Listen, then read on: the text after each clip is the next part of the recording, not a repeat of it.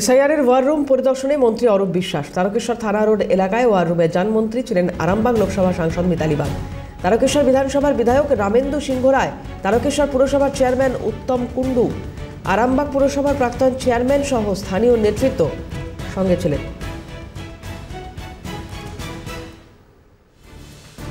মাননীয় মন্ত্রী অরূপ বিশ্বাস কি বলেছেন শুনব। বিজেপি এবং নির্বাচন কমিশনের ষড়যন্ত্রের বিরুদ্ধে তৃণমূল কংগ্রেস কর্মীরা মমতা ব্যানার্জি এবং অভিষেক বন্দ্যোপাধ্যায়ের নেতৃত্বে পথে নেমেছে। একজনও বৈধ ভোটারের নাম বাদ দিতে দেওয়া যাবে না, যদি হয় জীবন দিয়ে আমরা লড়াই করি। পুরসভা চেয়ারম্যান কি বলছেন দেখুন।